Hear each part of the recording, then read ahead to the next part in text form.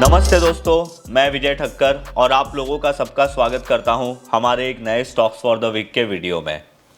अभी आज के वीडियो में मैं आप लोगों के साथ तीन ऐसे स्टॉक शेयर करने वाला हूं ना, जो आप बोल सकते हो कि तीनों में अलग अलग मेथड है।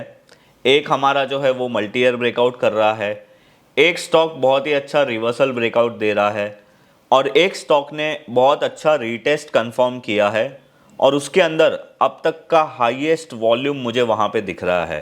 तो ये कोई एक नॉर्मल चीज़ नहीं होती है, तो मैंने सोचा कि मैं आज आप लोगों के साथ ये तीनों शेयर करूं और बाद में आप लोगों को कुछ स्टॉक्स के नाम भी बोल दूंगा जिसके ऊपर आप लोग ध्यान रख सकते हो। बेसिकली ये टाइम मेरे पास बहुत सारे स्टॉक्स थे, पर ज़्यादा वीडियो लंबा ना हो तो मैं आप लोगों के साथ तीन शेयर करूँगा और बाकी के नाम बोल दूंगा।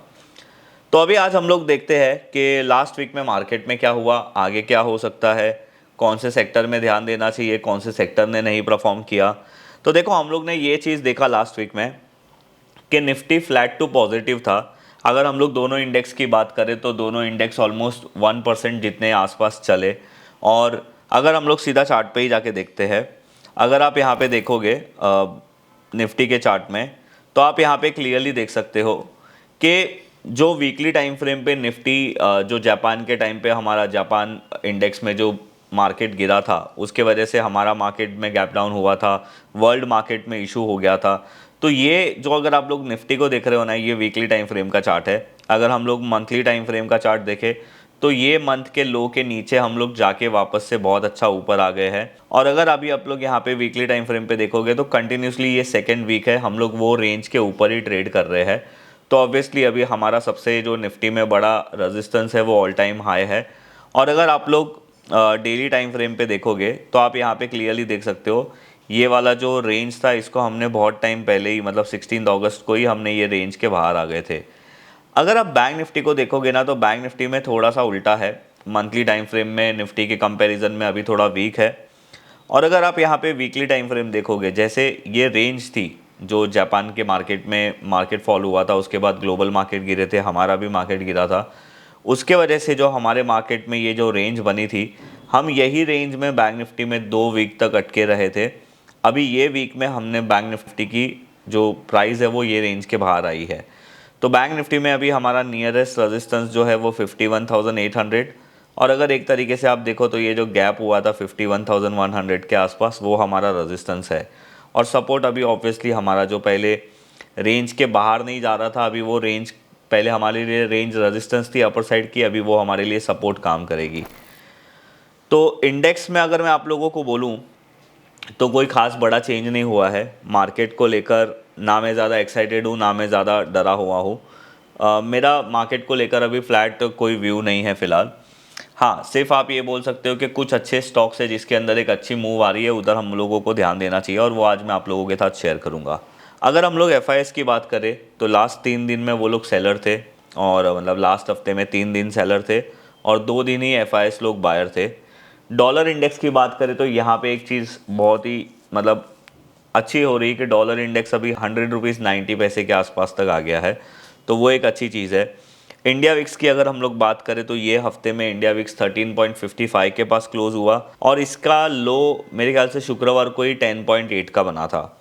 क्रूड ऑयल की अगर हम लोग बात करें तो 74.84 डॉलर के आसपास ट्रेड कर रहा है। यूएसडी आईएनआर 83.87 के आसपास ट्रेड कर रहा है। तो ये सारी चीज़ें नॉर्मल है। सिर्फ हम लोग अगर देखें तो इंडिया विक्स बहुत अच्छा खासा नीचे आ गया था, वापस 13.55 हो गया। और यूएसडी जो डॉलर इंडेक्स जो है वो 100.90 के पास ट्रेड कर रहा है, वो अच्छी बात है।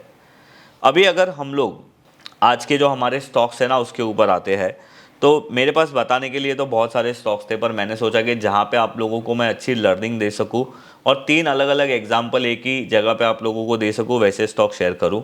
तो देखो, आज का जो हमारा पहला स्टॉक है वो हमारा सिंपल जो ब्रेकआउट मेथड वाला होता है, जो अभी आप लोगों को बहुत अच्छी तरीके से पता चल गया है, वो है, और उसका नाम है जिलेट इंडिया। ये स्टॉक मैंने अपने ट्विटर अकाउंट पे भी शेयर किया था, तो अगर आप लोग मेरे ट्विटर पे फॉलो नहीं करते तो वहाँ पे करिए, क्योंकि ये वीडियो तो संडे आते हैं, वहाँ पे आप लोगों को जल्दी अपडेट मिल जाता है। देखो, अभी ये जिलेट इंडिया का अगर आप चार्ट देखोगे ना, तो इसका जो मेजर रेजिस्टेंस था वो अक्टूबर 2019 में था। और आप अगर अभी यहाँ पे देखोगे, this is weekly time frame of Gillette India, अभी यहाँ पे इसने थोड़ा कंसोलिडेट करने के बाद एक बहुत ही अच्छा स्ट्रॉन्ग ब्रेकआउट दिया है। और आप यहाँ पे देख सकते हो कि अभी 28 अगस्त को इसका रिज़ल्ट भी है। तो अगर हमारा ये मेथड राइट है तो मोस्ट प्रोबेबली इसमें रिज़ल्ट भी अच्छा आएगा और रिज़ल्ट के बाद शायद ये और ऊपर जा सकता है।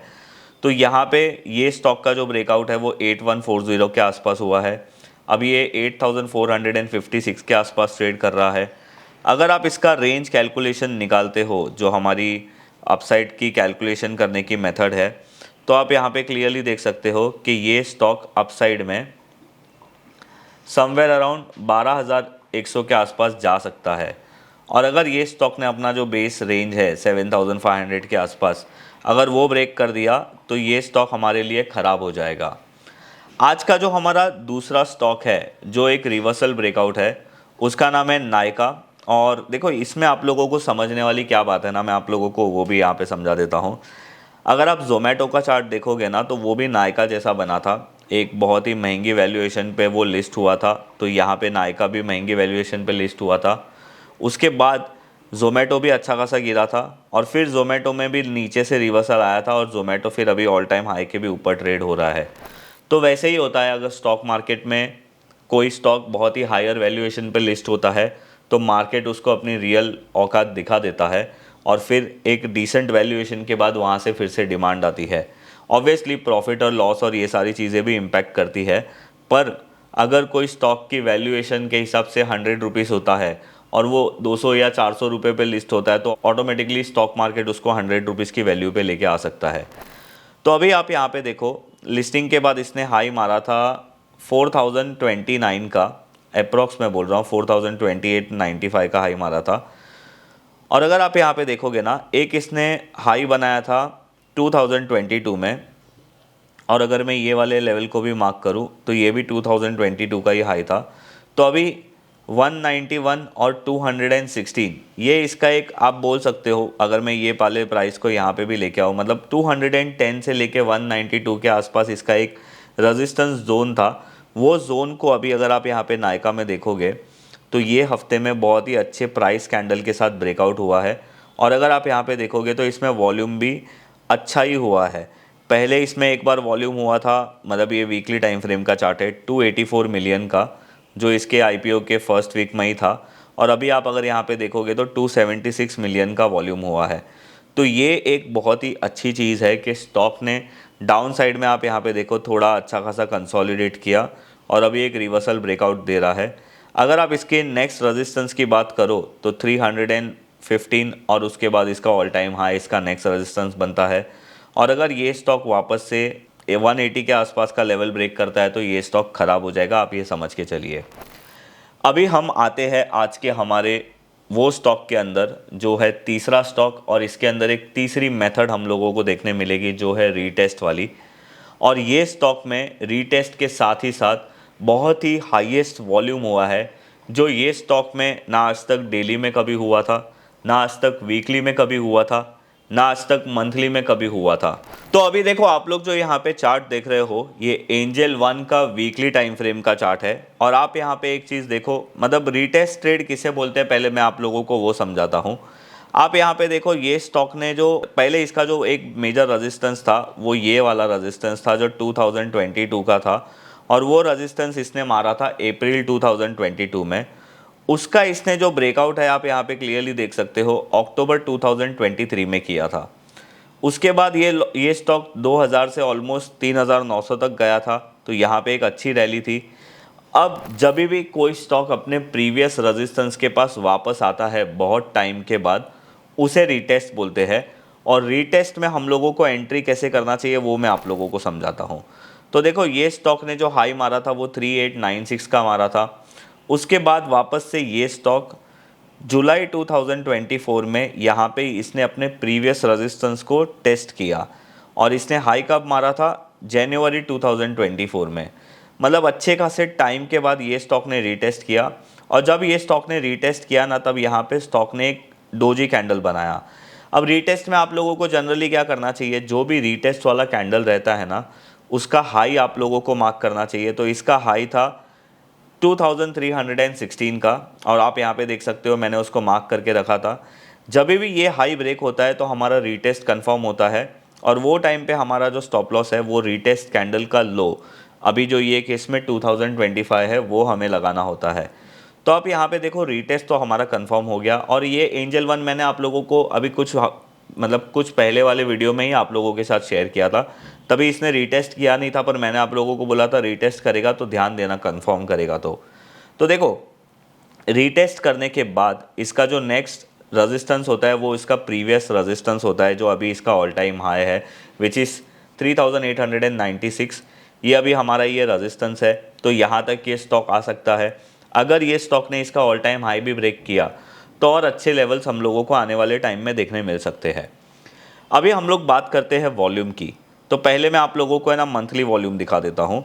आप यहाँ पे देखो, ये स्टॉक में ये महीने में, मतलब अभी तक ये महीना ख़त्म नहीं हुआ है, अभी ये महीने में जिस दिन मैं ये वीडियो रिकॉर्ड कर रहा हूँ वो है 24 अगस्त। अब तक इसका वॉल्यूम हुआ है, देखो मैं जब भी वॉल्यूम की बात करूँगा ना तो आप यहाँ पे देखना, यहाँ पे तो अभी इसका जो वॉल्यूम हुआ है वो है 36.228 मिलियन, ये मंथली टाइम फ्रेम में है।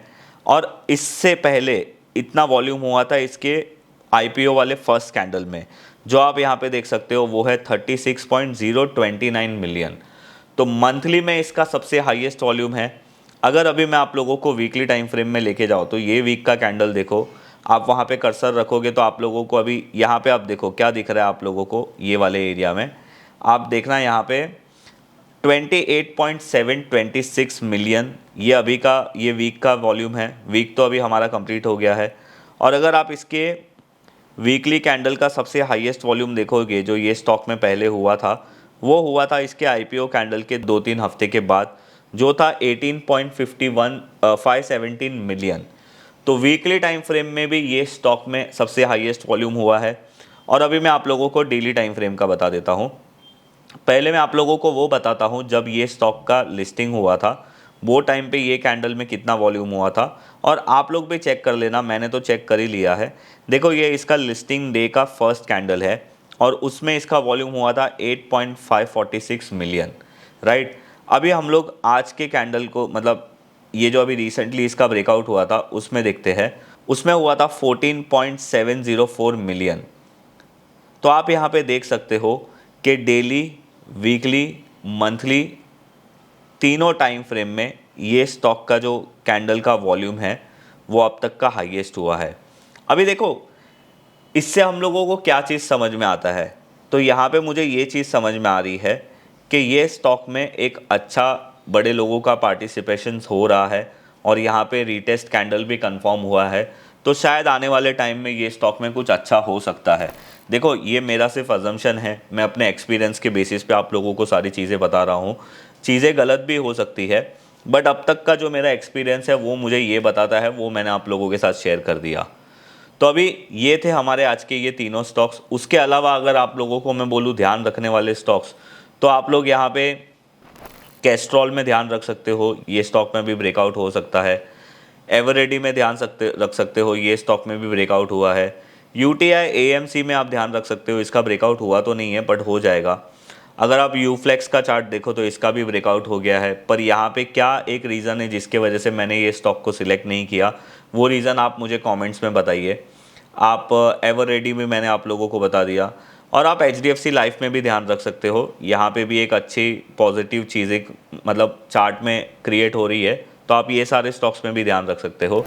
देखो अभी अगर आप लोगों को ऐसे स्टॉक एनालिसिस कैसे करते हैं, ऐसे स्टॉक्स कैसे ढूंढते हैं, वैसे मैंने यूट्यूब पे आप लोगों के लिए बहुत सारे वीडियो वैसे भी बना दिए हैं, बट इसके बारे में और डिटेल में और अच्छी तरीके से सीखना है और पूरा 1 साल आप लोगों को मेरे साथ रहना है और मेरे एनालिसिस को देखना है, तो आप मेरा 1 ईयर का मेंटरशिप प्रोग्राम ज्वाइन कर सकते हो।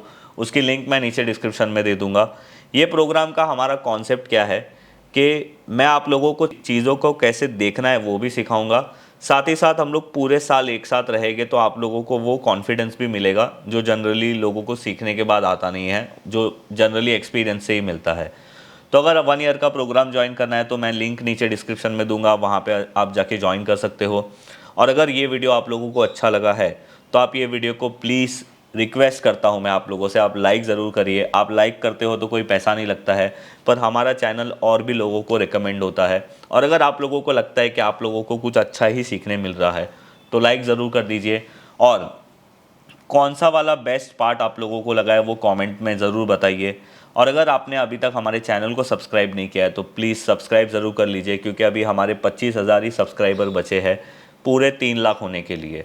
तो ये एक बहुत ही अच्छा हमारे लिए हो जाएगा कि हमने बिना किसी एडवर्टाइजमेंट के, बिना किसी प्रमोशन के हमारे चैनल को यहाँ तक लेके आए हैं on the basis of pure content and pure learning. अगर आप लोगों को हमारा ये चैनल अच्छा लगा है, मैं फिर से बोल रहा हूँ, लाइक शेयर सब्सक्राइब ज़रूर करिए। मैं मिलूँगा आप लोगों को ऐसे ही कोई नेक्स्ट वीडियो में, तब तक के लिए बाय बाय।